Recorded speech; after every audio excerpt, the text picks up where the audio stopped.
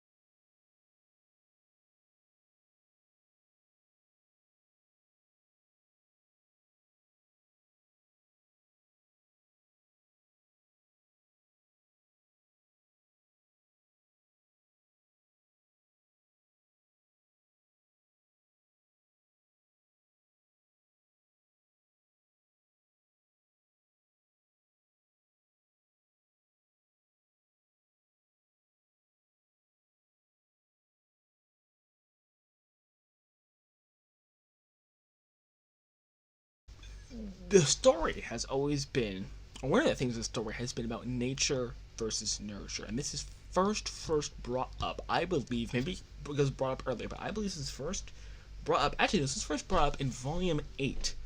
So this is first brought up in Volume 8 around chapter. I know what chapter it was. Let's see. But actually, I do know what chapter it was. It's 8 times 4, 36. Must have been around chapter 36 or 38 that this happened in.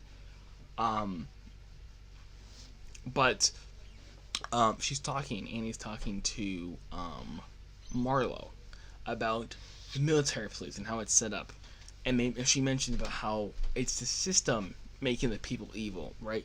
But they're also, you know, you can also say that they're evil inside. I'm not gonna get into what she actually said, but they were having a conversation about, you know, the nature versus nurture conversation way back in the first season, which is why I say the first season is criminally underrated. But this is the first time it gets brought up. And then it gets brought up later when Reiner is talking to Aaron. He says, I think we were born this way, right? And then later on, he is with Zeke, and he's like, my dad didn't do anything to me. I was just born this way, right? I wanted to always seek freedom, right? So we get this consistent running theme of nature versus nurture. Now, of course, people like Adam Hortwitz, the creator of that disgusting show Once Upon a Time, would say it is nature that makes one evil. We actually talked about that in my last video. We talked about that he believes, or Regina believes, and by proxy the audience somehow believes this garbage, that it is nurture, right? It's the environment that molds people into acting in certain ways. When Isayama takes a completely different approach, he actually comes more with the approach of original sin. That's where he goes and approaches it, right? So we see Aaron as a 9-year-old, right, doing this stuff. And again, I know it's a little bit iffy, tough, because he did do this in self-defense, but trust me, you're not supposed to think of it entirely in that lens, right? You're supposed to think of him as still being a flawed character.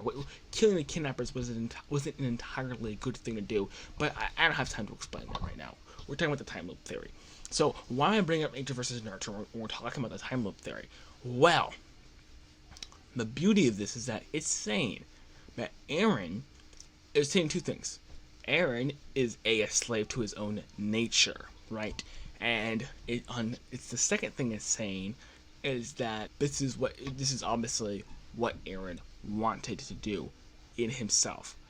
Any other external factors. And what do I mean when I say he's a slave to his own nature? Right? Doesn't that mean that he just does what he wants to do? Doesn't mean he's free? Well, no, and that's entirely the point of it being a time loop. Okay? Because he's stuck in this loop, he cannot escape it, right?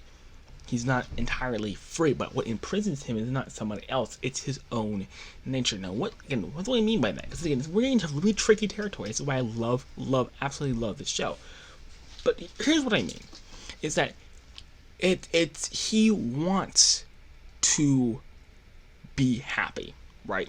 But himself takes actions that does not make him happy, and he consistently does this. So there's one side of him that wants to be happy, one side of him that just wants to live with me, to be happy, lead a simple life, whatever. And there's the other side of him that's saying, no, fight for freedom, go, do whatever you need to do, kill whoever you need to kill, make the world like how you want it to be. And those two are fighting against each other. And this one overcomes him. This part of his nature overcomes this part to the point where he does the rumbling. And he cannot, and he will not see what he has, which is Mikasa. He refuses to develop that relationship, and he passively and I think actively refuses to see that she loves him. Why? Because that'd be capitulating, right? That'd be not making the world ideal. As I said in my last video, he wants to get rid of the animals, right? He wants to make the world to how he wanted it in his book, in Armin's book. So that's what I mean when he's a slave to his own nature. He cannot overcome his own nature. It's sort of like, Jocko Willink says discipline equals freedom, right? It's sort of like a paradox in a way, and sort of an oxymoron. Well, how can the one who is extremely disciplined be free? Well, there's multiple ways to interpret that, but this is one of the ways you can interpret it. He has no choice but to act on his desires, right? Of course, we see that it hurts him, even in 131. And that's why I love this book so much, because Isayama is constantly playing your game. He's constantly doing what you want the characters to do, and he's showing you how it's bad. But in 131, he has everything he wanted. He has everything. He has the rumbling. He has all the power in the world. Even his friends are happy and safe. He's everything he wants. But what happens? Even he knows it's not freedom. He has to even revert himself to being a child, having the mind of a child, to even think that it's freedom. And he himself knows that he's not free, because he immediately frowns after. And then of course we have the Titans surrounding him. We have the smoke. He can't see anything. All sorts of stuff. And it's very much pseudo freedom. He knows it's pseudo freedom, right? And that's what I mean by him being enslaved to his own nature. But he couldn't help but do the rumbling. He wanted to do the rumbling. It's sort of like a man who wants to cheat on his wife. Like, there's men who do not succumb to that temptation, and of course they are freer than men who do and are dragged around by their own temptations, and then they end up doing whatever. And even if they don't get caught, even if it doesn't go fine, they're still not as free as the one who maintains his discipline and stays loyal, right? Because he's overcoming his own nature. That's where the word self-control comes from, because you're controlling yourself, right? You have control over yourself. Being led around by your own nature is not freedom, right? But again, really complex stuff, but that's why I absolutely love this book. But let's continue. So, of course, this proves that this is what Aaron wanted to do, and this is what Sato's saying. It's meta, right? Because as set in stone as the ink on this book is on these pages, is as set in stone as he will take these actions, and that's exactly why I love it. Because people say the future can be changed, and it's not true.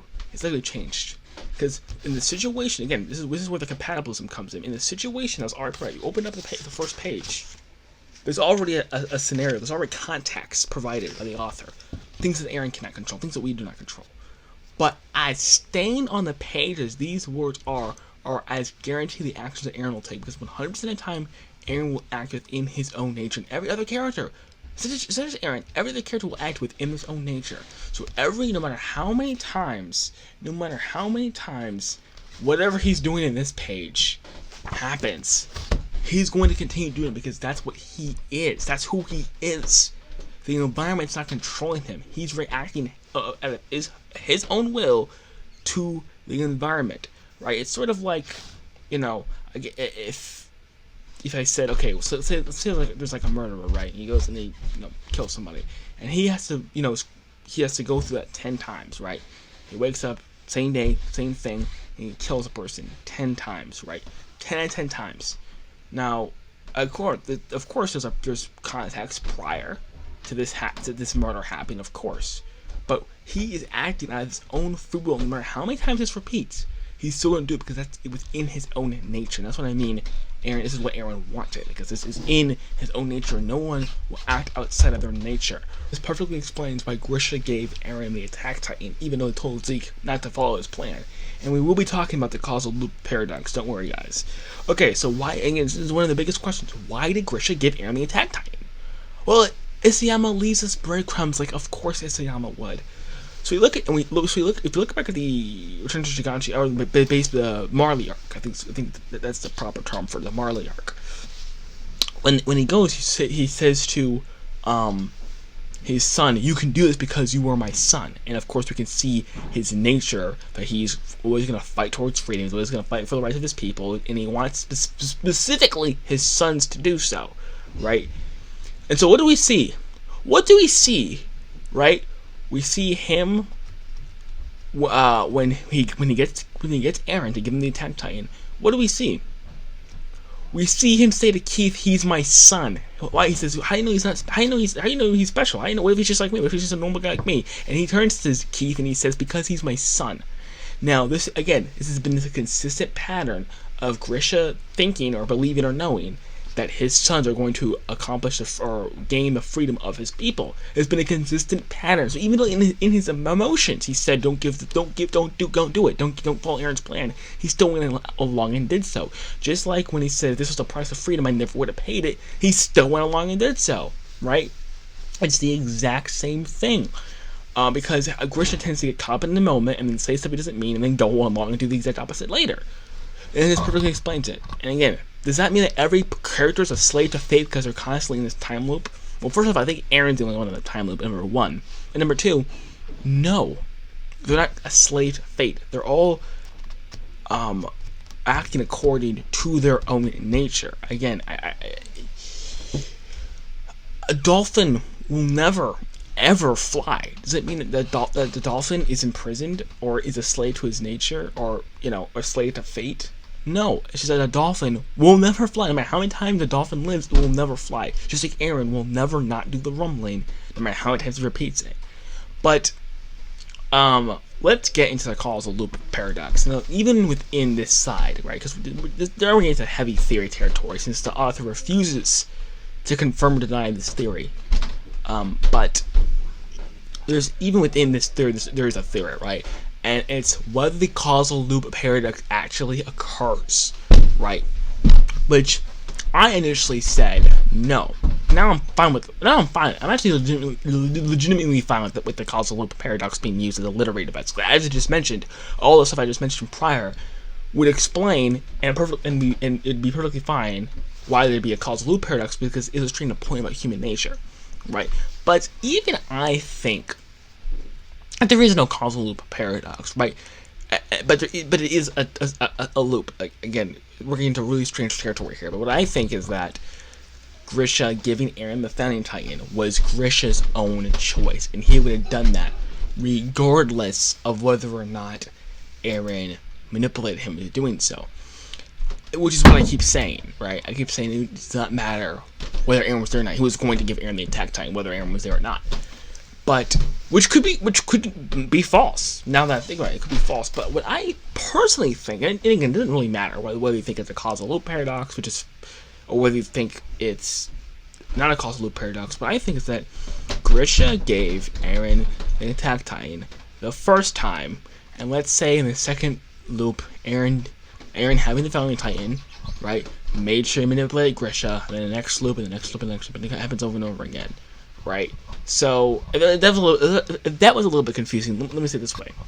So, Aaron, right, is a kid, grows up, walls get invaded, Grisha takes a Founding Titan, without Aaron interfering, right? Grisha takes a Founding Titan, Grisha gives the Founding Titan to Aaron. Aaron now has a Founding Titan. Aaron gets killed by Mikasa. the hallucinogen grants his wish of not dying, as we see in 139, right? I don't want to die. He says that hallucinogen sends his body back to season 1, where he wakes up, and now he has a fountain, and now of course the loop starts, right? And then he then goes, having the fountain in the past, then goes, manipulates Grisha, and then the cycle repeats over and over again. So that's another way of looking at it. And again, it's completely fine to disagree with me. This is my personal opinion. This section right here, but all the stuff beforehand, I strongly believe that it's true. Isayama does not have the guts to come out and say it, which I don't blame him. I mean, he's being eviscerated right now for no good reason, right? But it being a time loop does not take away from the story, right? People have this misconception that somehow since it's a time loop, it takes away from the story. No, it actually adds to it, because it adds another layer to that theme of nature versus nurture, right? As I just mentioned, right? It's in Aaron's nature to do this. No matter how it has to get repeated, he is always going to make this same decision, right? It's not about the environment, it's about his own innate nature. And I promise you guys, I talk about the last panel. Now, the last panel was 100% of Grisha and Aaron. I don't think I need to prove that. If I do need to prove that, you don't understand the story, and you should stop watching. But the last panel was of Grisha and Aaron. And the reason why it was there is because, it was going to be a commentary on nature versus nurture. Someone, I don't know who, maybe it would be Aaron, maybe it would be Mikasa, maybe it would be Armin, would be reflecting upon everything that just happened. And they'd be thinking whether Aaron was forced into doing this by his external environment, i.e. Marley, or whether this was in him the entire time, or whether this was his own decision, right? Regardless of what happened, right? And again, when I say regardless of what happened, I obviously don't mean if life was good and whatnot, he would have done this. What I mean was this was his own decision, personally, and external factors did not play as big of a role as he did himself, and he has free will while doing this, which is why he says you're free. So basically, it'd be someone reflecting on it, and it'd probably have to be Aaron or something, because how would he get this flashback? And then that panel would show up, and it'd be, Grisha holding Aaron, baby Aaron, saying you're free. Basically saying that since he was born out of the womb, before anything could get to him, he was always going to fight for freedom, and it was in him. Again, that's what the word innate means, since you were born. The entire time. Okay, so that's the video. Hope you guys liked it. Hope you guys enjoyed it. If you have any questions or comments, if you want to have a conversation about the silent theory, or if you think somehow that takes away from the show, you can go ahead and leave comments down below. Make sure to like and subscribe, and I'll see you on my next video.